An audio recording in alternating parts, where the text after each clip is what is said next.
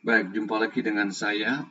Di video kali ini saya akan membawakan atau menjelaskan beberapa rasio yang terkait uh, dengan analisa laporan keuangan, khususnya untuk para alumnus AKS BNI.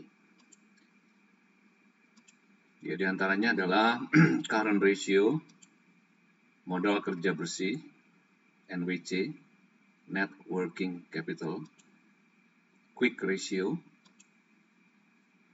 return on equity, return on asset, dan profit margin. Baik, kita mulai. Ini adalah laporan keuangan neraca PT Wilmar Cahaya Indonesia tahun 2023 audited.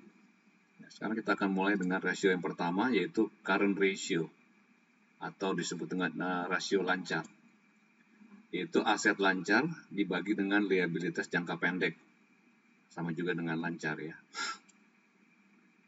Aset lancar dibagi dengan liabilitas jangka pendek.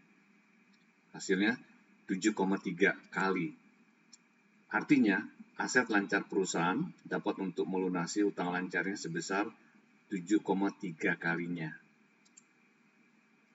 Yang kedua adalah modal kerja neto atau net working capital, yaitu mirip dengan rumus yang di atas tadi, cuma bedanya kalau di atas dibagi, kalau ini dikurangi.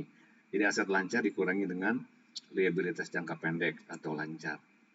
Hasilnya 1365,46. Rasio ini mencerminkan kemampuan perusahaan untuk memenuhi kewajiban jangka pendeknya dengan menggunakan aset lancarnya. Mirip dengan yang di atas ya. Berikutnya adalah acid test atau quick ratio atau disebut juga dengan rasio cepat. Mohon diperhatikan, ini adalah rasio cepat, yang di atas ini rasio lancar.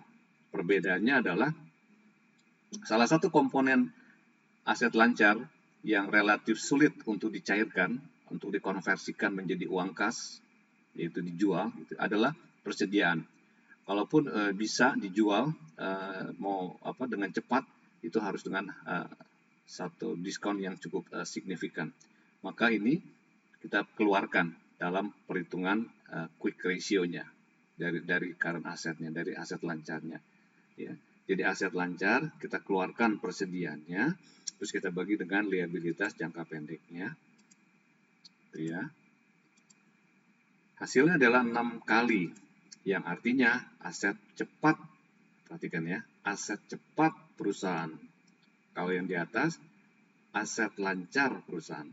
Aset cepat perusahaan dapat untuk melunasi utang lancarnya sebesar 6 kalinya. Berikut adalah debt to equity ratio atau DER, rasio utang terhadap ekuitas. Total utang atau liabilitas dibagi dengan total ekuitas. Total liabilitas, ya, jangka pendek maupun jangka panjang dijumlahkan, nanti dibagi dengan total atau jumlah ekuitas.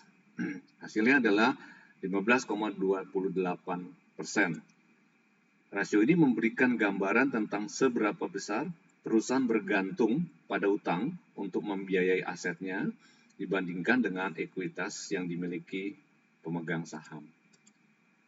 Berikutnya adalah equity multiplier atau pengganda ekuitas. Rumusnya adalah total aset dibagi dengan total ekuitas. Total aset dibagi dengan total ekuitas. Hasilnya 1,15, yang artinya rasio ini memberikan gambaran tentang tingkat leverage finansial yang digunakan perusahaan. Semakin tinggi pengganda ekuitas, semakin besar proporsi aset yang dibiayai oleh hutang. Yang artinya semakin berisiko ya. Terutama karena hutang ini menimbulkan biaya bunga di saat ekonomi atau bisnis perusahaan sedang menurun. Biaya bunga itu adalah biaya yang fix atau tetap ya, sehingga cukup berisiko. Kita lanjutkan dengan rasio yang berikutnya. Di sebelah kiri ini adalah laporan posisi keuangan, sebelah kanan adalah laporan laba ruginya. Nah, kalau ditanya angka 153,57 miliar ini laba ya tahun berjalan Wilmar Cahaya Indonesia, kecil atau besar? Tergantung, ya, kecil atau besar itu dibandingkan dengan sesuatu. Nah, salah satu perbandingan adalah kita bandingkan dengan penjualannya.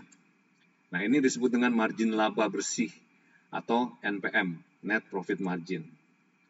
Bisa juga laba bersih perusahaan ini kita bandingkan dengan total asetnya.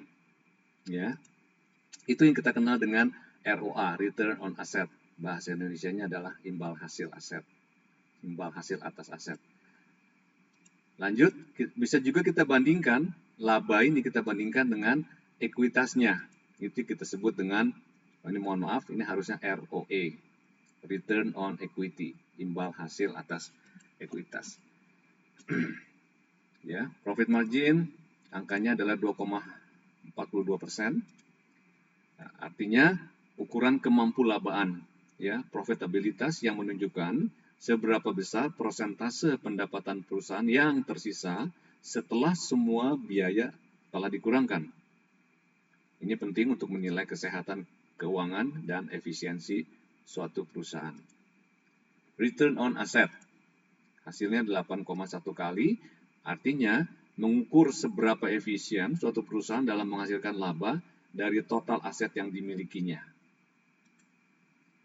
Return on equity, ROE, hasilnya 9,34%. Ini juga menunjukkan tingkat pengembalian yang dihasilkan atas investasi pemegang saham di perusahaan. Berikutnya, total asset turnover, perputaran total aset. Penjualan dibagi dengan total aset. Jadi, penjualan ini kita bandingkan dengan total asetnya. Hasilnya 3,35 kali.